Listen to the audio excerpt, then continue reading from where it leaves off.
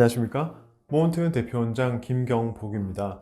자, 오늘은 그 모발 이식하고 나서 심은 모발이 심한 곱슬로 바뀌었다 이렇게 말씀하시는 분들을 이제 종종 들어보실 수가 있을 텐데요.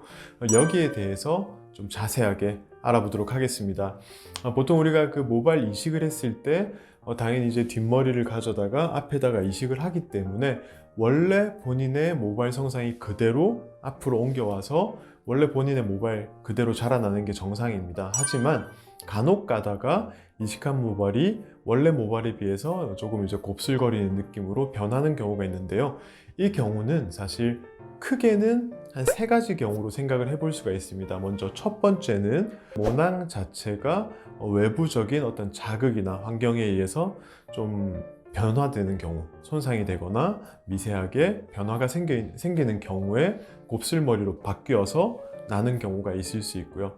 두 번째로는 이제 이식하는 과정 혹은 그 환자분의 피부의 성상이나 두께나 상태에 따라서 심어놓은 모발이 나오면서 곱슬거리는 형태로 휘어져서 나오는 경우 두 번째. 그리고 세 번째로는요, 원래 본인의 뒷머리가 앞머리보다도 약간 더 곱슬인 경우도 간혹가다 있습니다. 이 3가지를 각각 자세하게 좀 설명을 해드리면, 첫 번째, 외부적인 환경이나 손상에 의해서 모낭이 변화된 경우, 이런 경우는 보통은 모발을 채취할 때 절개 방식이든 비절개 방식이든 결국은 모낭을 채취하는 과정에서 피부를 절개를 하게 되고 모낭 주변에 붙어있는 그 불필요한 조직들, 생착에 방해가 되는 이런 조직들을 제거하는 과정을 거치게 됩니다.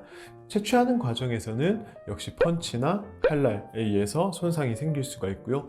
이식하는 과정에서도 식모기 방식, 슬립 방식 두 가지를 봤을 때 식모기 방식도 식모기의 그 날에 모낭을 안착하는 과정에서 모낭의 주요한 부분을 터치를 할 수도 있고요. 그리고 슬릿 같은 경우에도 구멍을 뚫어놓고 뚫어놓은 구멍에 모낭을 잡아서 포셉으로 집어넣는 과정에서 터치가 될 수 있습니다. 이런 경우에 이제 모낭의 변성이 생길 수가 있고요. 두 번째로는 그 환자의 피부 두께나 성상, 그 피부의 이제 그 조직의 치밀도라든지 아니면 피하 조직의 단단한 정도, 섬유화라고 하죠. 섬유화된 정도에 따라서 또 결과가 어느 정도 차이가 날 수 있는데, 이런 경우는 사실 대부분 그 경험이 많은 의사인 경우에는 이식을 하면서 두피의 성상을 파악을 하고요. 거기에 맞는 모낭의 깊이나 모낭의 각도를 조절을 어느 정도 해서요, 그 눈에 띄게 심하게 곱슬거리는 건 막을 수가 있습니다.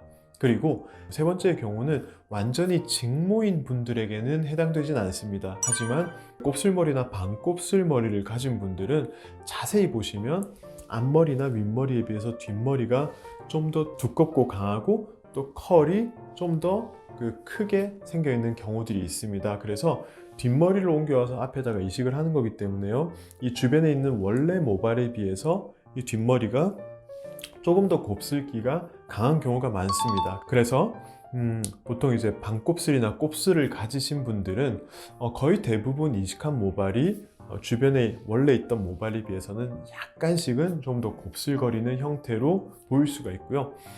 다만 이제 그 앞에 이 3가지 경우 어떤 원인으로 이렇게 곱슬거리는 머리로 변화가 되었다고 하더라도요, 결국은 오랜 시간이 지나면서 모발이 한번 다 자라고 새로 다시 올라오는 한 사이클을 거치고 나면 보통은 정상적으로 펴져서 나오는 경우가 대부분이기 때문에 아주 심각하게 우리 스프링처럼 머리가 말려있는 이런 경우를 제외하고는 거의 걱정하지 않으셔도 되고요.